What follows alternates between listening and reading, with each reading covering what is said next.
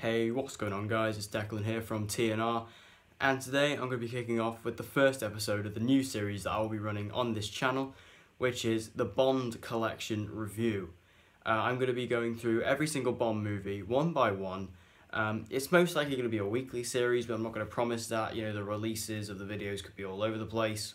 Most likely the second option. But today I'm going to start off with the very first film that came out all the way back in 1962, Dr. No. Now, I got the Bond collection for my birthday last week, and the first film I had to watch in the collection was, of course, Dr. No, the very first Bond movie ever to be released, and I really enjoyed it. Such a good film.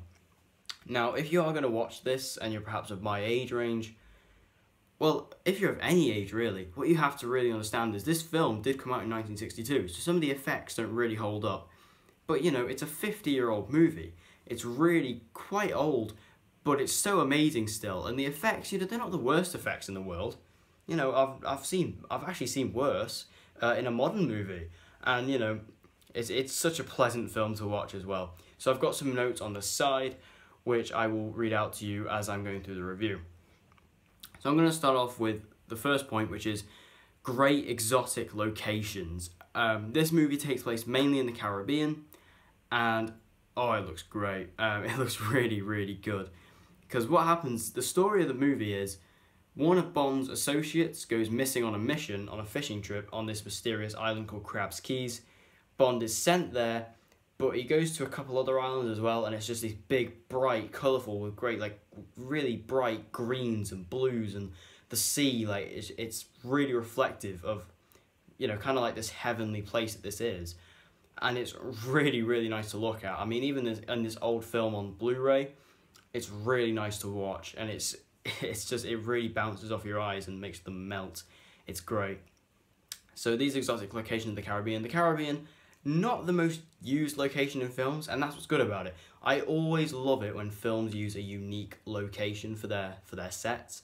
And this movie does that. And it's such a sort of breath of fresh air, especially because I've been watching a lot of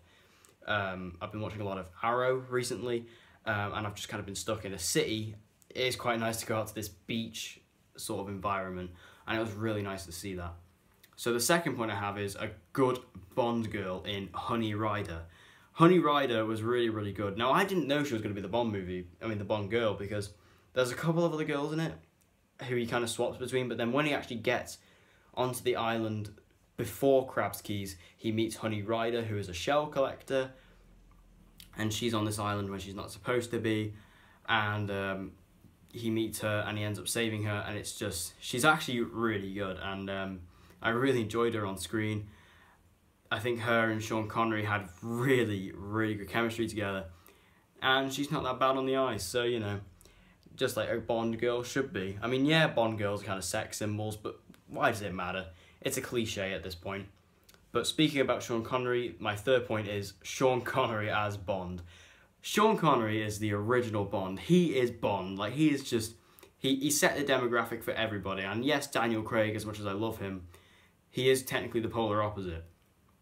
I love the Sean Connery Bond because he's so cool, and he's got that swagger, and he's so free in his movements, and just the way he moves, and because it's Sean Connery, he always has that really great comedic value to him.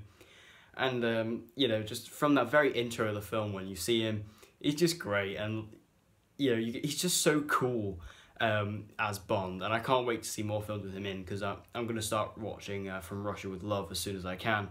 But, oh my god, this Sean Connery, he is Bond, he's Bond. And, you know, I'm so happy that he got the role at some point in his life, because it was great. And talking about the opening, this isn't necessarily a great scene. It was good, but, like, it's just the way it introduces Bond. It's brilliant, like, because you just see this guy playing poker at a casino, and he's just destroying this other woman, his opponent, and he's just destroying her.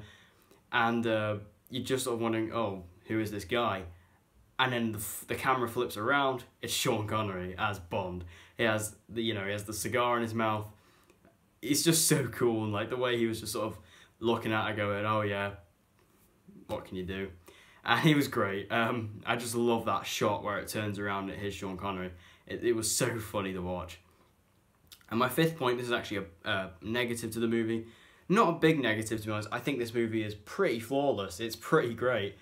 But I don't think the villain was the best. Dr. No, at this point, is a pretty cliched villain. At the time, I imagine he sort of originated this cliche, and because of that, he wasn't the best, and it could have been better. I think he could have been a bit more imaginative, a bit more creative, and yeah, I think it could have been betterly done, to be honest. But anyway, thank you guys for watching for this quick 5-minute review for the Bond movies. All these Bond films are going to be about 5 minutes. Just keep them short and sweet, really, and because it's a long series, there's 23 films to go through. Actually, probably 24, because I will do a review for Spectre as well. So thank you guys for watching, hope you enjoyed it, and I'll see you guys on the next video from TNR.